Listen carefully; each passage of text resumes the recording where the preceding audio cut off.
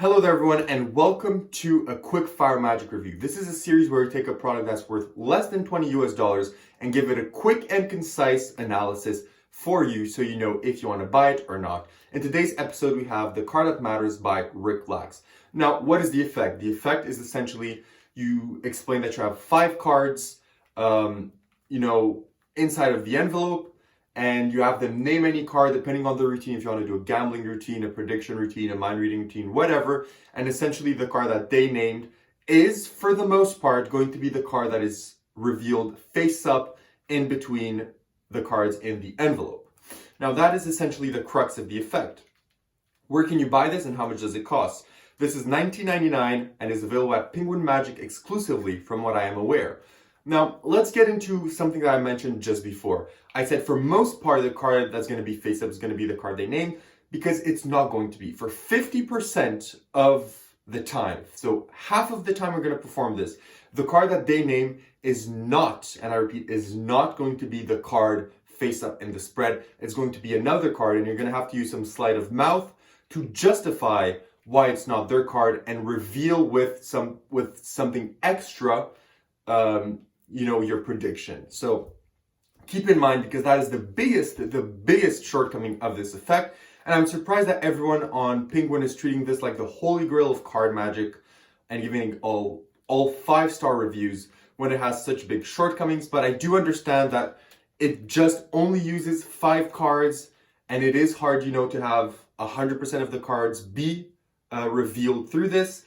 So I do understand that. I do understand that this is kind of me really nitpicking a $20 magic product that's trying to do something impossible, and it's impossible to have 52 predictions within 5 cards. So I do understand that, but I do feel that it needs to be pointed out. Now, is this difficult to perform? It is not. It is quite easy to do. Most magicians are already aware of what this is, how it works, how it operates, what you're supposed to do, but of course, you're just going to have to make sure that you know the orientation and everything that you need to know in order to perform it. It is pretty easy, and the instructional video does a really good job of doing that. Now, is this practical?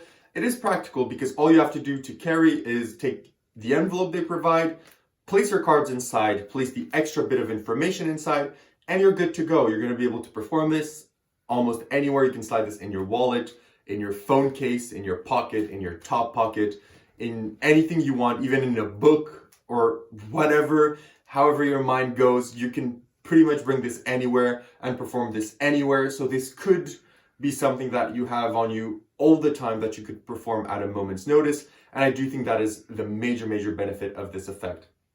Now, where do you perform this? You can perform this anywhere close up, so street, bars, close-up performances, Zoom. This would work really well on Zoom. Anything that is close up. You do not want to use this in stage or parlor, of course. It is really small, so you're not going to use this anywhere that is stage or parlor, any grand stage, anything like that. This is mostly for close-up performances.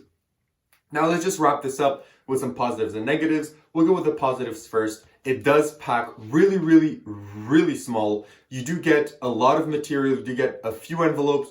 You do get your specially gimmicked cards, your big instructional video that goes in so much detail with Rick, filmed very well. So you do get a lot of quality material for your money. You do get a really good routine. Even though you have a 50% shortcoming of it, the routine is still really good. And the main benefit is that you can carry this around with you and always have something to perform at a moment's notice. Regarding the negatives, again, there's only pretty much 1 or 2 negatives, is that if you want to perform this table hopping, people may notice some discrepancies in the effect if they afterwards talk. So if the tables are really close and people listen in, they're probably going to see that the effect is playing out differently at a table next to them than it played at the table where you performed for them just earlier. So that could be a negative.